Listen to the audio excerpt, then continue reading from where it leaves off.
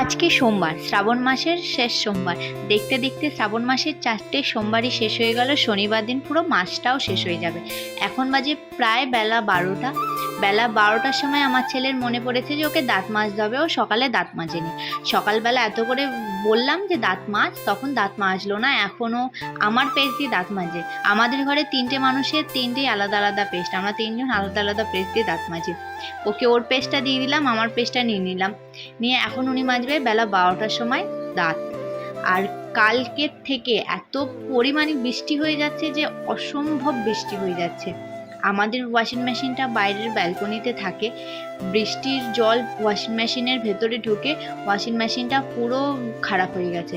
এবার ধরলেই কারেন্ট দিচ্ছে, যতক্ষণ আর ঠিক করা হবে ব্যবহারই করা যাবে না। আমায় এমন জোরে কারেন্ট দিল, আমি ভয়ে আর ধরলামই না, প্ল্যাগ খুলে রেখে দিয়েছি। এখন হাতে সব জামা কাপড় কাচ্ছি। এবার জামা কাপড় শোকাচ্ছেও না, বৃষ্টি হচ্ছে, জামা কাপড় থেকে বাজে একটা না শোকালে গন্ধ বেরোয়। হাতে জামা কাপড় কাচলে সমস্যা একটাই, আমি জামা কাপড় কাচতে শুরু করলেই পিঙ্কু চলে আসে, এসে সার্ফের জল ঘাটে নিয়ে নিজের গায়ে মাখিয়ে। এর জন্য না জামা কাপড় হাতে কাচাটা খুব কঠিন। আর কালকে রবিবার দিন আমাদের ঘুরতে যাওয়ার কথা ছিল। সব কিছু আমরা রেডি করে রেখে দিয়েছি, আমাদের পুরো প্ল্যানে বৃষ্টির জল ঢেলে পুরো নষ্ট করে দিল।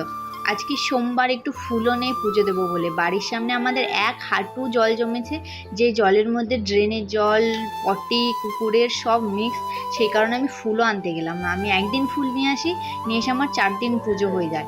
যেখানে বেড়াতে যাওয়ার প্ল্যান করেছিলাম সেখানে আমরা বাইরের খাবার খাবো না বলে বাড়ির থেকে খাবার নিয়ে যাব বলে সব কিছু খাওয়ার পর্যন্ত বানিয়ে রেডি করে রেখে দিয়েছিলাম, কিন্তু সেই প্ল্যানে পুরো জল ঢেলে দিল।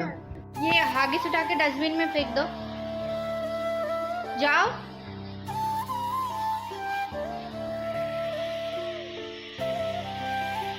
डस्टबिन में फेंकना, ठीक है? डस्टबिन में, डस्टबिन में, डस्टबिन डस्टबिन में, डस्टबिन पर।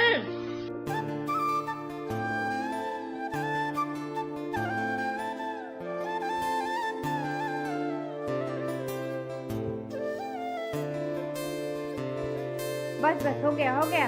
अब बाथरूम में जाके हाथ धो के आओ, जाओ हाथ धो के आओ, हाथ धो लो, हाथ धो लो। এইভাবে আমার পিঙ্কুকে দিয়ে আমি সব কাজ করিনি। যে কাজগুলো করতে বলি সেগুলোও করে, যে কাজগুলো করতে বলি না সেইগুলোও করে। তার চেয়ে নষ্ট যখন করে একটু বলে বলে কাজ করাই, তাহলে হ্যাবিটটা ভালো হবে আর অভ্যেসটাও ভালো হবে।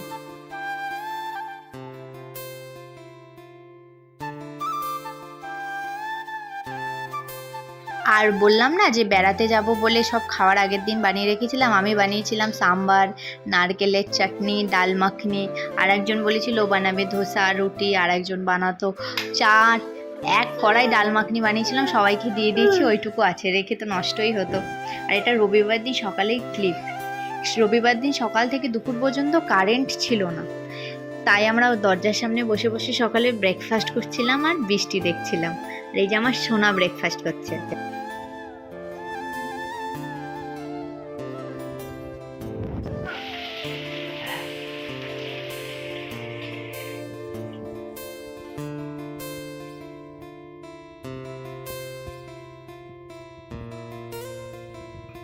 আর আমাদের রুমের অপোজিটের রুমের এসির জলটা এইভাবে পাইপ থেকে ডাইরেক্ট নিচের মাটিতে এসে ফেলে।